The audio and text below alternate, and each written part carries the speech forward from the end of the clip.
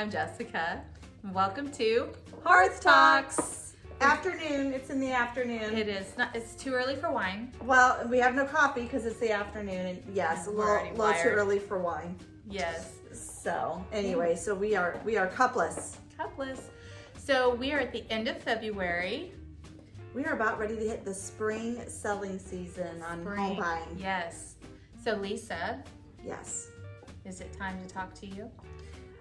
it's always time to talk to me. Always. Is it?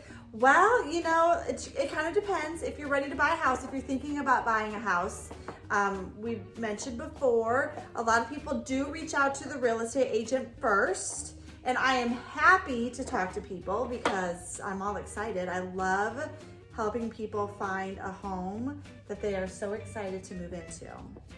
Yeah. But in all honesty, really the first step in the home buying process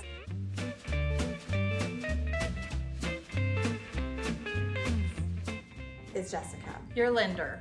Your so, lender. Yeah, I mean, if people reach out to me, say now, the last week in February, it might be a situation where your credit is not exactly where it needs to be. Your down payment might not be right where you need it to be. Your closing costs haven't been fully funded yet. But you don't know what those numbers need to look like until you talk with your lender so that we can qualify you. I have a question for you. Yeah. This has just kind of popped into my head when you were talking about down payment. Popping. Okay, so like 27 years ago, 28 years ago, when I bought my first house, like kind of the rule of thumb was you Yeah. had to have 20% down to buy a house. Is that still the case? No. No. No. So I people mean, could be thinking that and think yeah. they can't afford to buy a house when in all actuality, a lot more people could afford to buy a house and don't realize it. That's true. Lisa, a question just popped into my head. Yes. We're sitting in Justin, Texas right now. We are sitting in Justin, Texas right now. Justin, Texas, does it have USDA qualified property? Yes. So if you don't know what a USDA qualified area is, this is your girl to explain it because it has to do with financing. It does have to do. USDA, just like the people that stamp our meat and inspect all our stuff, they're into rural development. And so with rural development, they have a loan program that is about that. Justin is somewhat rural. It is. I did pass some cows on It's really cool. I love it. I love it. Especially when you see the little baby calves. Oh, there. Yeah, there were some little ones. I know, so cute. It is springtime. So anyway, you have to understand that there's not a huge number of funds that go into USDA, but there are some funds. And what that means is 100% financing. You don't have to put a down payment. But they have to qualify for it. You have to qualify, and the qualifications for USDA are a little bit different than the qualifications for FHA or conventional or VA. So that's something that you want to talk to a lender about for sure. Because lenders like yourself offer a whole menu of options, of financing options, and it's sometimes finding the right option for what someone qualifies for. That's right. I'll tell you, I hashtag myself a mortgage puzzle master. It's really quite simple. Everybody has a fingerprint, a financial fingerprint, and it's always different. So what you qualify for, I don't, because you're different than me. Yeah. Like you may have more money or less money, or your credit might be better or worse or whatever. But the way you look on paper is different than the way I look on paper. So you might qualify for, say, VA, whereas I qualify for, say, conventional.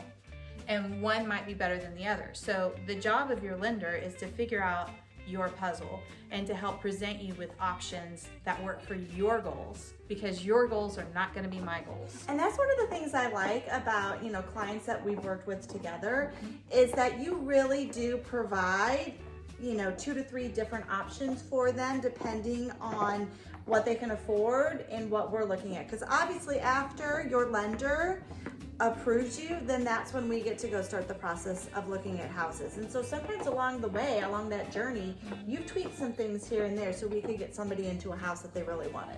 That is true.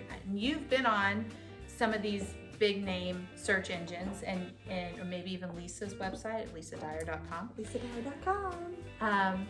But you've been out there and you've been looking at things and you have calculated in your own mind that say you want to be at $250,000. That's the top end, that's where you want to be because those numbers work in your head. The problem is what the house you think you can afford and what your budget will allow, they don't always go together. Yeah.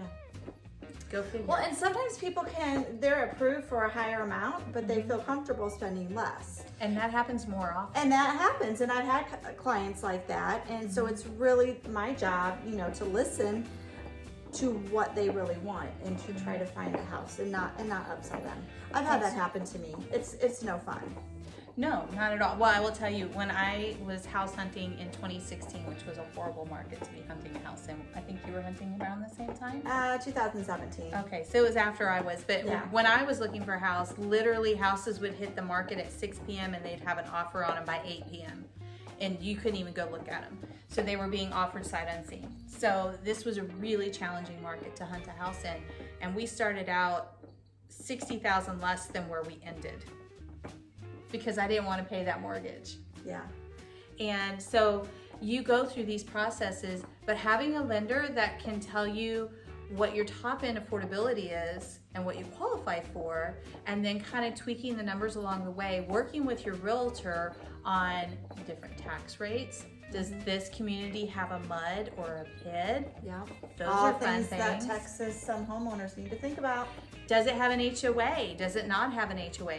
If it has an HOA, and we had a client like this, where the HOA ended up paying for some of the things that they were already paying for. Mm-hmm. And so we were able to work out what their total expenses were on these items, offset by the HOA fees over in this community.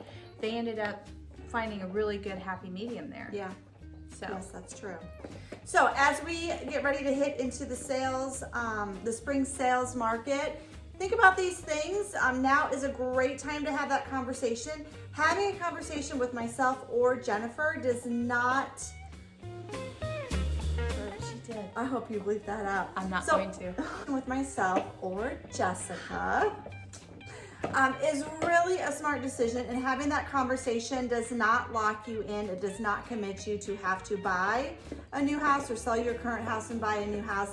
Sometimes when you're kind of stepping into that thought process, it's all about research, and it's kind of having those questions answered that might be going on in your head, and you might discover that, you know what, now is the perfect time to get a new house.